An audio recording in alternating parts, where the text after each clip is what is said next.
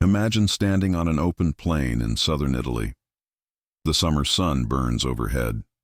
Dust swirls across the ground as two massive armies face each other. On one side, the most feared military machine in the ancient world, Rome. 80,000. Men in gleaming armor, confident in their strength, certain of victory. On the other side, a foreign commander with a reputation for brilliance, but an army outnumbered and exhausted. What happens next is not a battle. It's a slaughter. In a single day, the Roman Republic suffers the worst military disaster in its history. Tens of thousands are cut down, surrounded so tightly that men could not even lift their swords. The ground itself is said to have turned red with Roman blood. How could the most disciplined army on earth be exterminated in such shocking fashion? And what genius made it possible? Stay with me. This is the story of Rome's darkest hour. Before we dive in, if you love uncovering history's most jaw-dropping moments, battles, betrayals, and turning points that change the world, make sure to hit like and subscribe. It really helps bring more stories like this to life. And hey, if you know someone who'd be stunned by this tale of Rome's greatest disaster, share this video with them.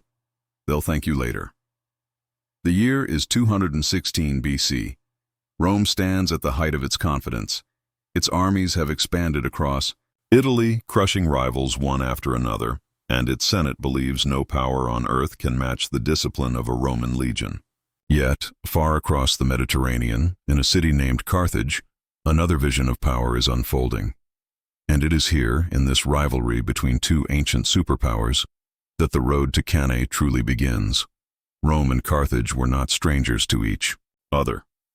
They had already fought one brutal conflict, the First Punic War, a war of ships, sieges, and island strongholds that dragged on for over 2 decades. Rome eventually emerged victorious, seizing Sicily and forcing Carthage into humiliating concessions. But Carthage was not broken. In fact, its humiliation only hardened its resolve. Out of this defeat rose a family whose name would soon haunt Rome, the Barcas. Hannibal Barca, a hardened Carthaginian general, never forgave Rome for its arrogance.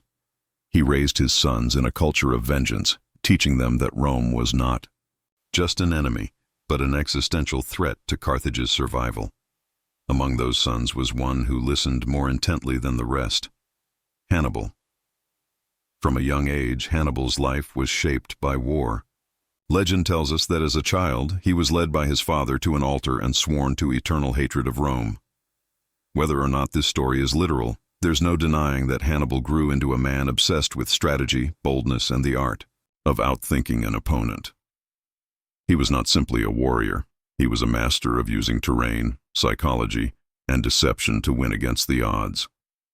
By the time Hannibal came of age, Carthage had shifted its focus from the sea to Spain. It was here, in Iberia, that Carthage rebuilt its wealth, recruited fierce warriors, and forged alliances. Hannibal eventually took command, and almost immediately his gaze turned toward Rome.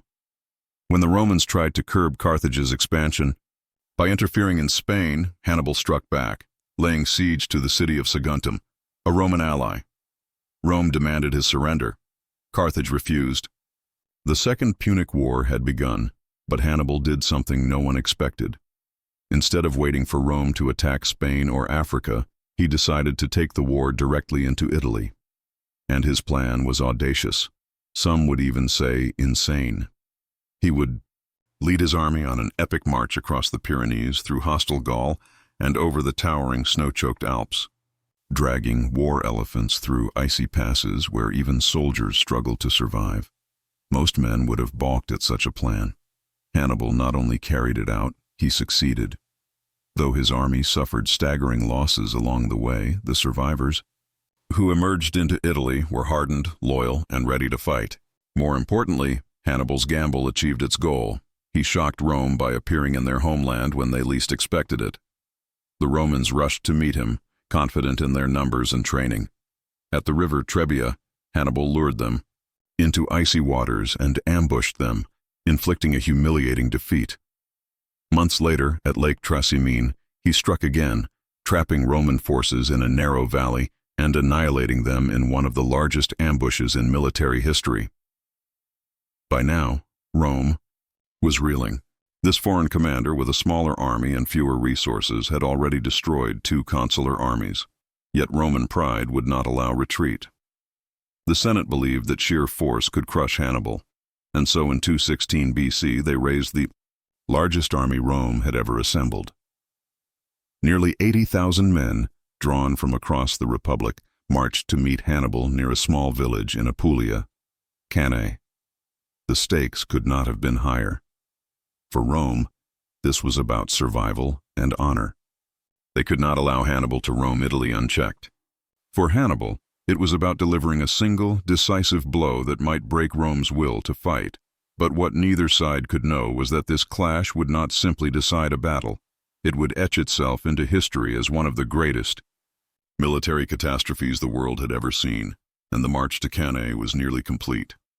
What makes a man unforgettable?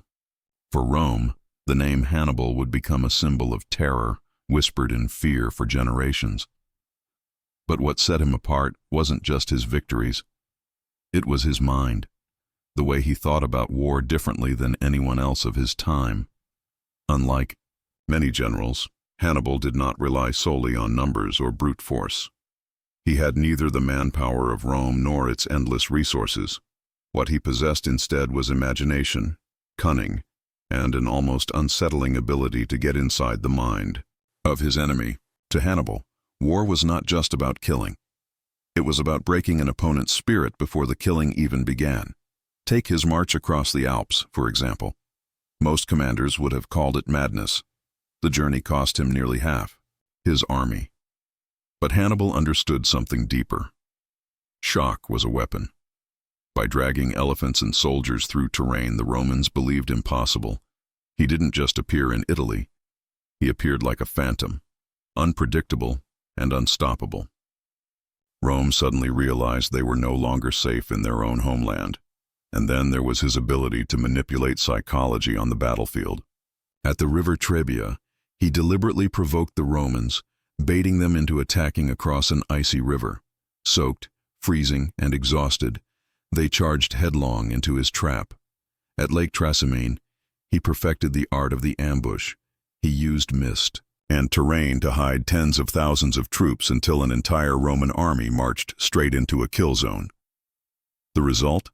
A massacre so sudden that historians call it the largest ambush in military history. But Hannibal's genius wasn't only tactical, it was emotional. He knew how to use fear like a weapon. Roman soldiers weren't just fighting an enemy on the battlefield. They were fighting an idea, a man who always seemed one step ahead. Imagine being a Roman soldier at the time. Every time your commanders swore Hannibal was finished, he would reappear with yet another devastating blow. Even his enemies begrudgingly admired him. Ancient writers describe Hannibal as a man of discipline, living among his men rather than above them. He ate the same food, endured the same hardships, and marched the same roads. This forged a loyalty in his soldiers that Rome could not easily match. He led not from behind but from the front, making his men believe they were part of something extraordinary. Of course, Hannibal was not without flaws. His brilliance on the battlefield didn't always translate into political power. He often lacked support from Carthage's leaders, who distrusted his ambition or were reluctant to fully commit resources. But in Italy, cut off from reinforcements, Hannibal's creativity was unleashed in its purest form.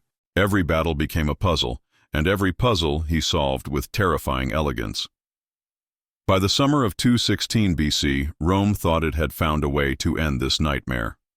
With 80,000 soldiers assembled at Cannae, the Senate believed Hannibal could no longer escape. This time, sheer weight of numbers would crush him. Hannibal, however, saw something different. He saw overconfidence. He saw a massive army that believed victory was inevitable. And in that arrogance, he saw opportunity. What he was about to do at Cannae would not only destroy an army, it would redefine the very art of war.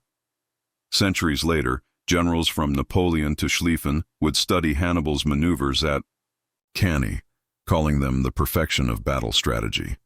But in 216 BC, for the Romans who marched onto that field, it would feel less like strategy and more like doom. The stage was set, the mastermind was ready, and the killing ground was chosen. Rome prided itself on discipline. Its legions were drilled to perfection, its commanders hardened by decades of conquest. Yet at Cannae, Rome would walk straight into disaster, not because its soldiers lacked courage, but because its leaders made a series of fatal mistakes that even the bravest men could not overcome. The first mistake was pride. After Trebia and Trasimene, Rome's confidence should have been shaken. Instead, the Senate doubled down. They refused to consider a defensive strategy, even though Hannibal's unpredictability had already exposed their weaknesses. To the Roman tree, elite pulling back or avoiding battle wasn't caution, it was cowardice, and cowardice was something the Republic would not tolerate. So when Hannibal's army camped near the village of Cannae, Rome raised the largest force in its history. Nearly 80,000 infantry and more than 6,000 cavalry. To the senators, the logic was simple: overwhelm Hannibal with sheer numbers. But in war, numbers alone rarely guarantee victory. In fact, when commanded poorly, numbers can turn into chaos. The second mistake was political division. The army at Cannae was commanded not by one general, but by two consuls who alternated leadership on different days.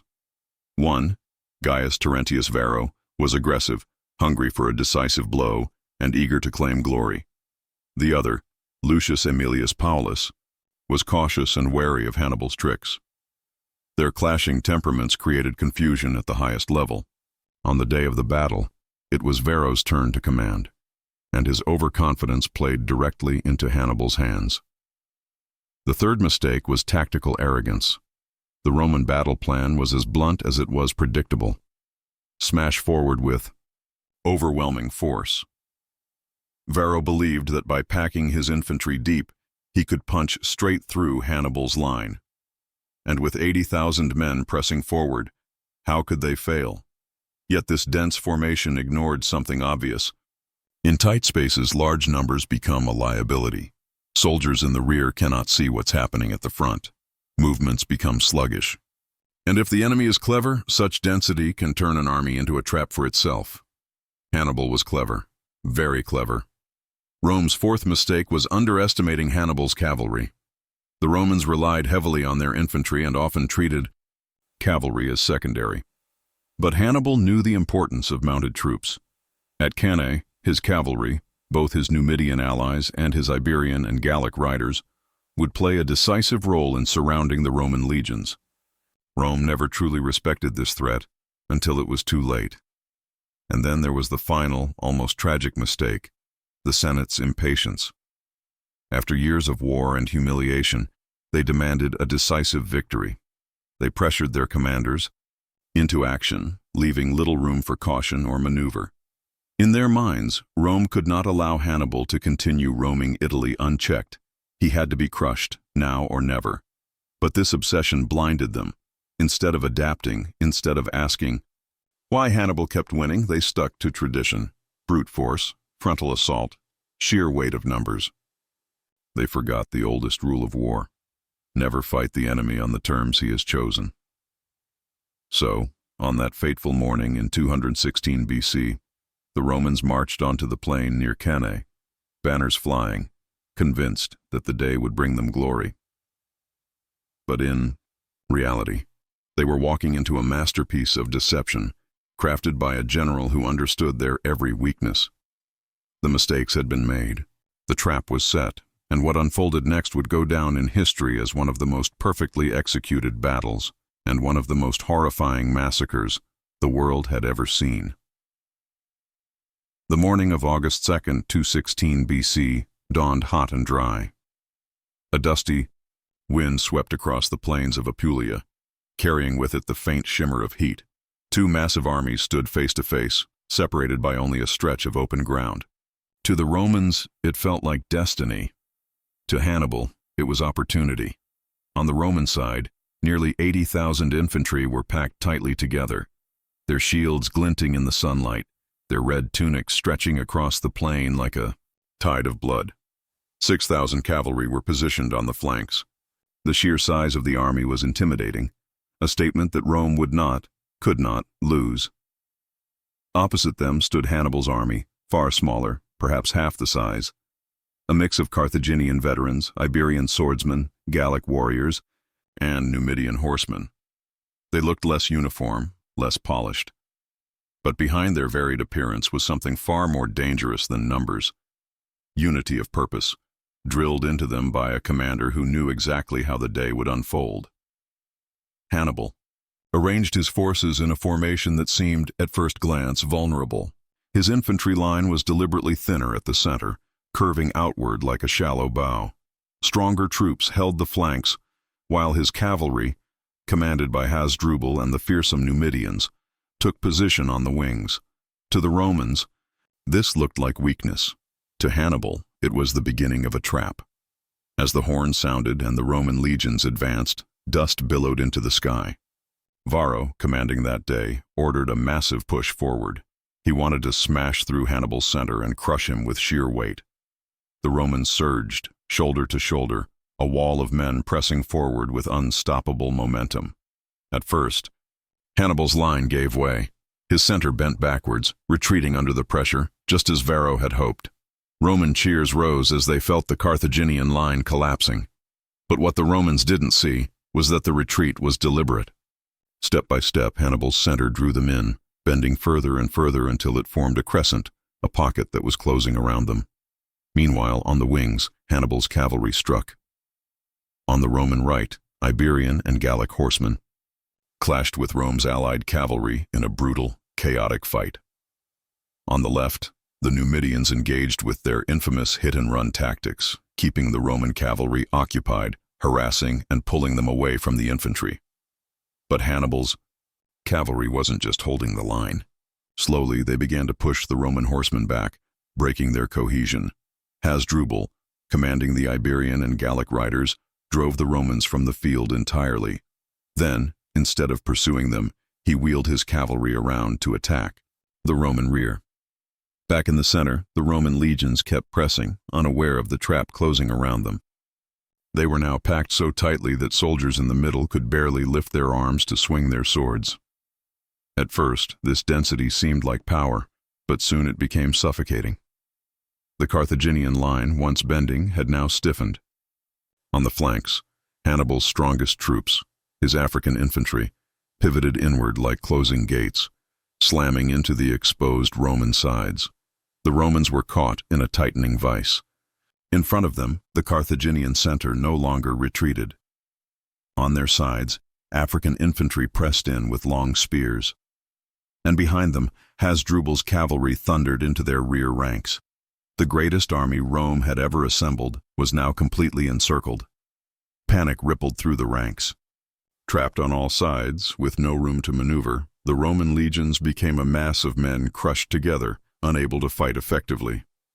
Ancient historians wrote that the press of bodies was so tight that men could not even raise their arms to strike. Soldiers suffocated, trampled under their comrades' feet before the enemy's sword ever touched them. And then came the slaughter. Carthaginian blades rose and fell, cutting down Romans who had nowhere to run. Cavalrymen hacked from behind while infantry pierced from the sides. It was not a battle anymore. It was butchery. The killing went on for hours under the blazing sun. Imagine 80,000 men screaming, fighting, dying, while the circle of death pressed tighter and tighter.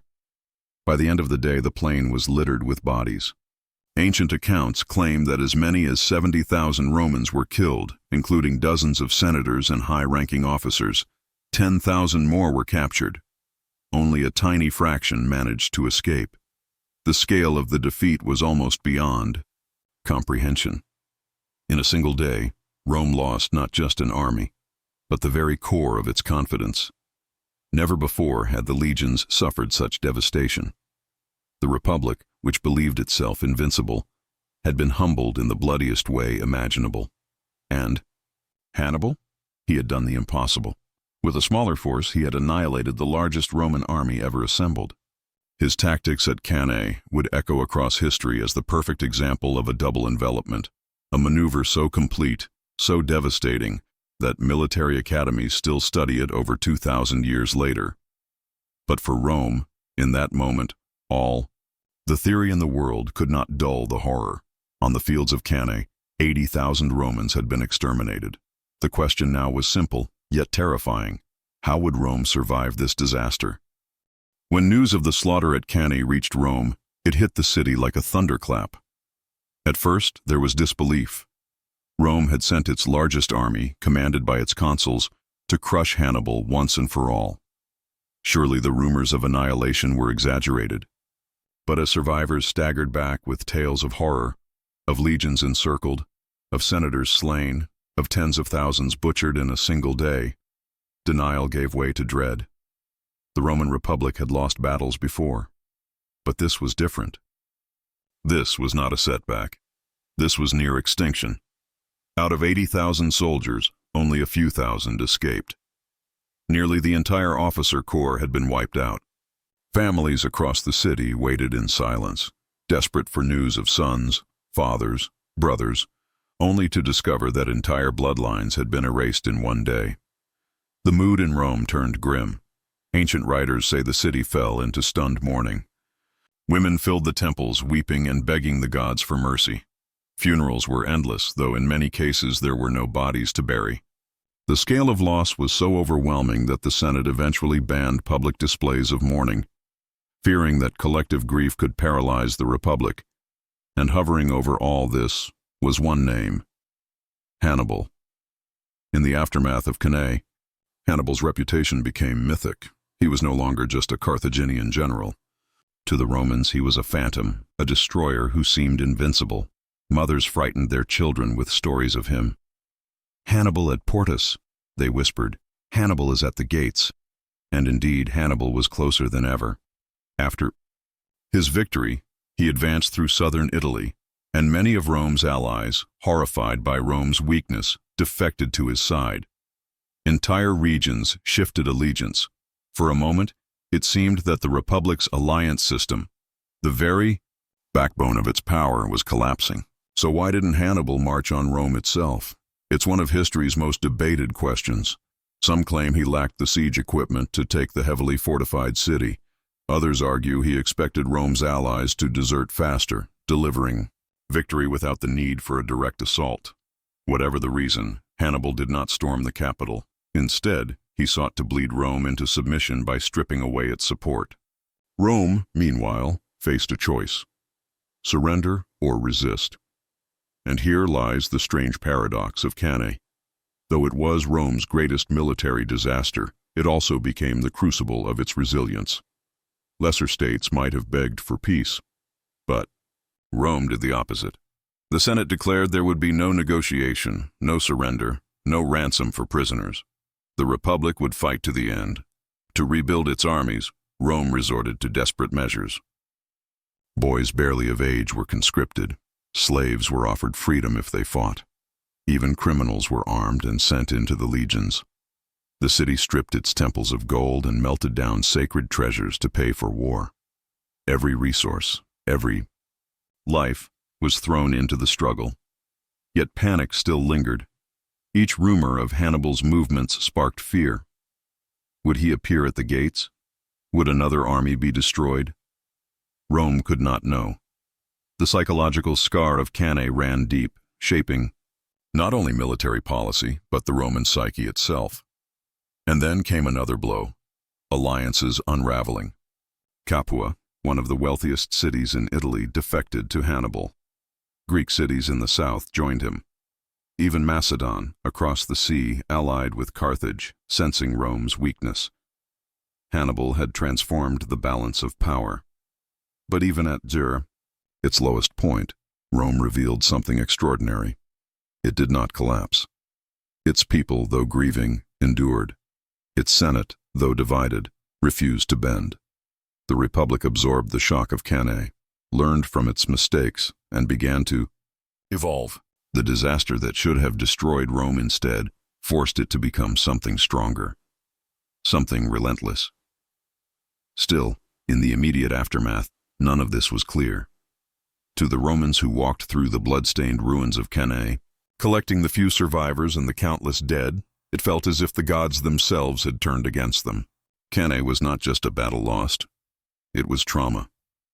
And for years to come, the shadow of that day would haunt every decision, every campaign, every prayer in Rome.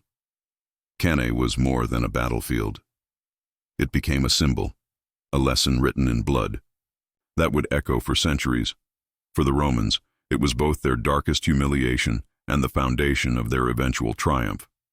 For later generals, it was the gold standard of battlefield strategy. And for the world, it remains one of history's most chilling reminders of how quickly power can unravel. In the immediate aftermath, Cannae left scars deeper than numbers alone can reveal.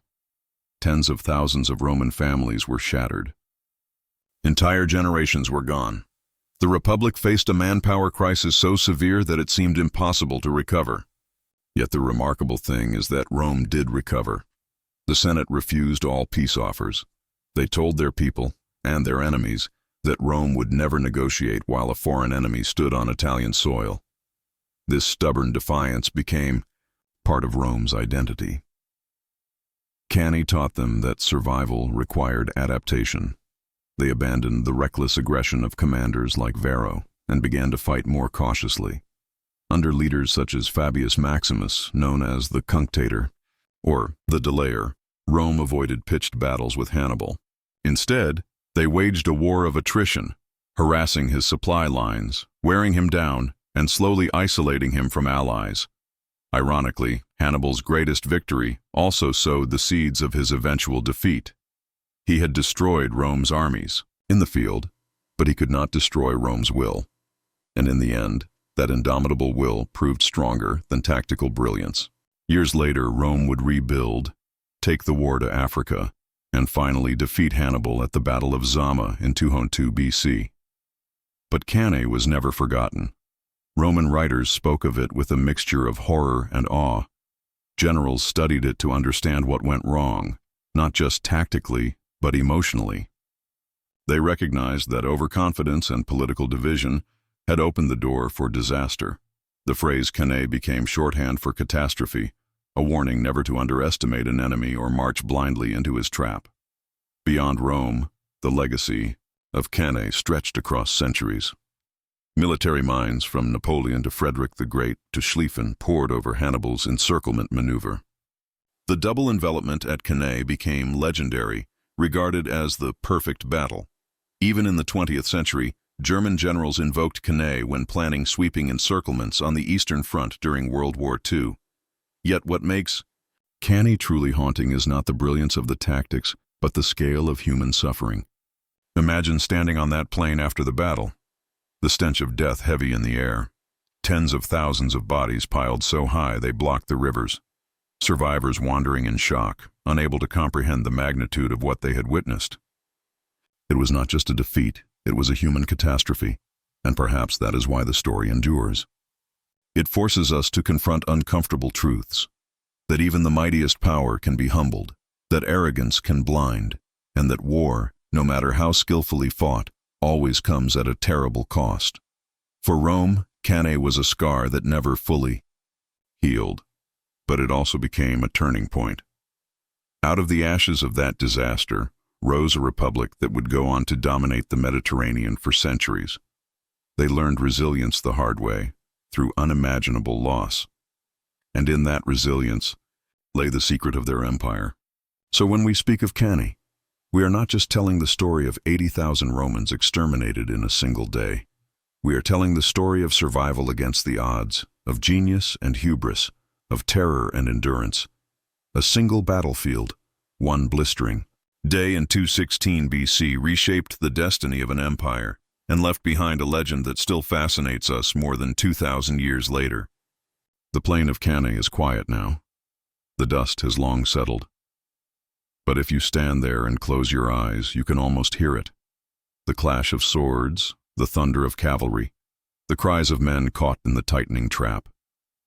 The day Rome met its greatest disaster, and somehow found the strength to rise again.